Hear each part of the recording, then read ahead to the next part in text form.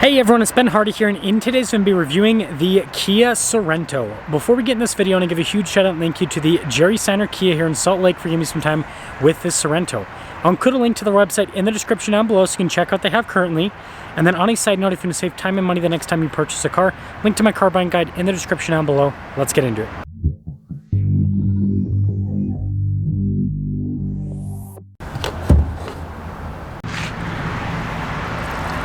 Under the hood, we have a turbocharged 2.5-liter four-cylinder that goes through an 8-speed automatic transmission. Fuel economy is 20 around town and then 27 on the highway, with power outputs being 281 horsepower and then 311 pound-feet of torque. Now, before we move forward with this review, I do want to mention, if you want to see more videos just like this, then I recommend you subscribe because I post content every single day. So this is finished in a new color called Roadrunner Brown. It's more of like a gray or a brownish gray rather than a grayish brown, if that makes sense, because in most lighting it just looks gray. It's very interesting. But anyways, it's got the new style of headlights with the Sorento, similar to the EV9. You can see the grille's more upright than before as well, so it looks boxier, similar to an EV9 or a Telluride, which I think makes it look quite a bit cooler. Now around the side here, our turn wheel setup is 255, 45, 20 in the front and over in the rear. These wheels are completely blacked out with this X-Line package. Same thing with the fender flares, so the rest of the body work as well. And then same thing with this little trim piece. And then look at the mirror cap also blacked out. Maybe you can kind of see the brownish hue more so at the side view. It almost looks like a sand color from certain angles, but then it also just looks gray. Now this has Kia's new key fob, so you've got your lock and unlock function, the opening for the hatch as well. Remote start there on the back too. Now taking a look at the cargo area, you can see there's not a ton of space behind the third row, but you've got these little straps so you can throw the third row down for more space. With the third row itself, the seats are actually nice. Look at how they're perforated and all that. They have an okay amount of legroom. It's the headroom because of the slope design that's a little bit more cramped, but they do have USB ports in the back. You got storage there as well. So just a practical setup overall. When you're all done, just press that and that will lower the hatch right back down. Got the new style of taillights here with the Sorento, which I think is pretty sharp. And so yeah, that pretty much sums things up for the exterior. Let me know if you like the new Sorento or if you, I guess, don't. Soft touch here on the door panel up front, and then you can see down below as well with all of the trim. Really nice fit and finish too. I like the look of the handle. And then with the seat, you can see it's folded down. It's easy to get up. You basically have to just lift up with your hand, but also lift this at the same time. And once you do that, you can pop in, so legroom, and then you can see the storage pocket, some vents there, a little 12-volt down below as well, USB there on the side, and then I forgot to show you guys the seats, perforated all down the center, and then headroom in there is good. Front door panel, you can see again soft touch here, and then look at all the trim down below. All of our window controls, got our mirror adjustments. The mirrors do power fold in. Blind spot mounting with the mirrors. And then here's the front seat, perforated all down the center portion. Power adjustments on the side. Nice pedal layout, by the way, down below. I think it looks cool. That's for the hatch. You can see for the stability control. And then this is nice with all the trim, all the soft touch across the dash.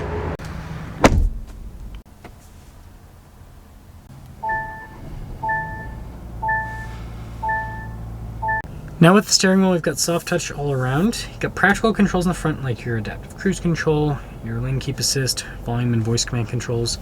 Got our turn signal light stock, windshield wiper stock, and then we have this full digital gauge cluster here in the center, which I can see different bits of information with it.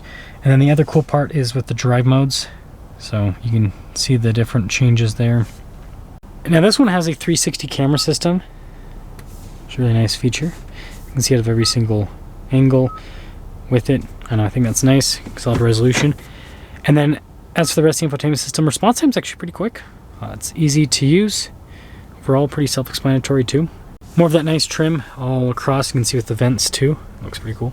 And then this has the multi-function controls. Some people like this because of the space savings. Some people don't, because then it's like, hey, I got to do the radio, and then you got to click and then climb it, and then so yeah, I get that both ways. Got your heated and cooled seats. Charging area here with the wireless phone charging pad. Shifter for that 8-speed automatic. Some more storage here. We've got our drive mode select here with our center locking differential. Auto stop, start with your auto hold, hill descent, parking brake, parking sensors, and that's for the camera. And good storage in the center console. Nice trim on the top, by the way. And then the glove box, yeah, pretty good storage. And then we do have a panoramic sunroof. Now here's a quick look at the window sticker for this. You can see all the standard equipment on this. And then there's your base MSRP. Here's your total MSRP, which is pretty impressive. Only 45 grand for all the options this has. But let's see how it drives.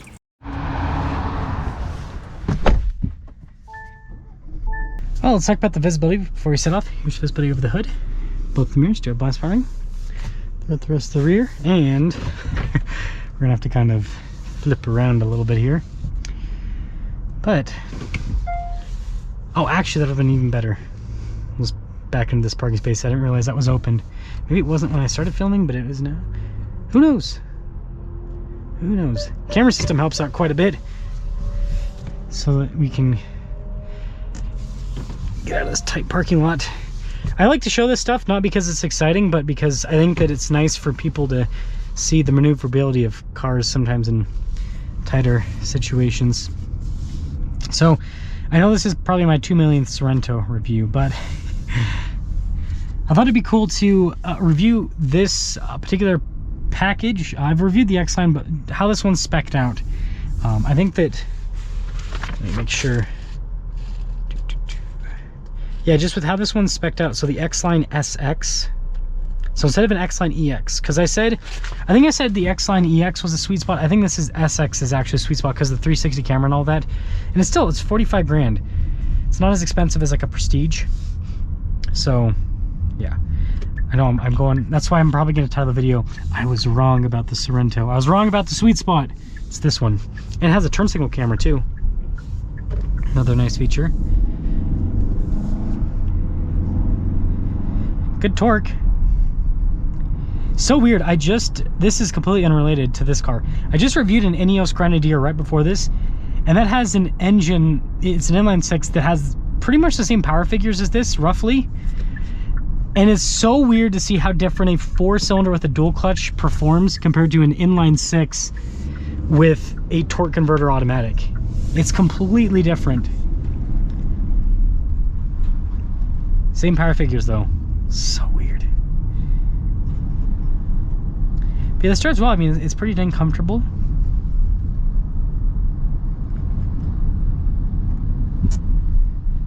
See how it does it with the train tracks.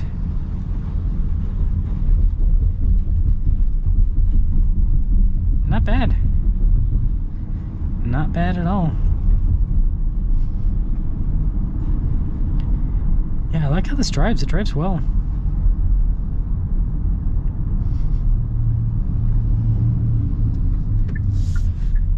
Yeah, it turns out camera is it's such a weird thing. But I'm sure you get used to it after a while.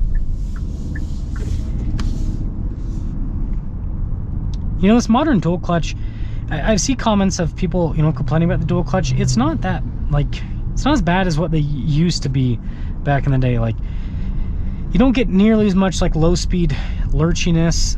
You don't get the... And then when you're moving it, it's quick, it's smooth. It's not, like, you know, harsh at all with the gear shifts. And the seats in this are also really comfortable, too. That's another thing about this. So, to cap things off, I was wrong about the Sorento sweet spot. It is X-Line EX because this looks cool. It has solid features. It's still reasonably priced because I think that EX was like 44 grand.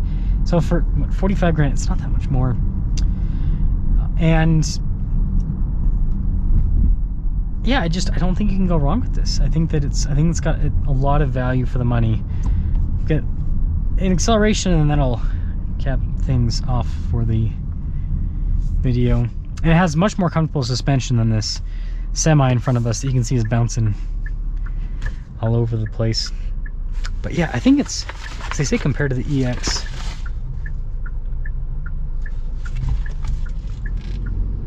yeah, this has quite a bit more. I think the features this have, I think they improve the quality of the car quite a bit.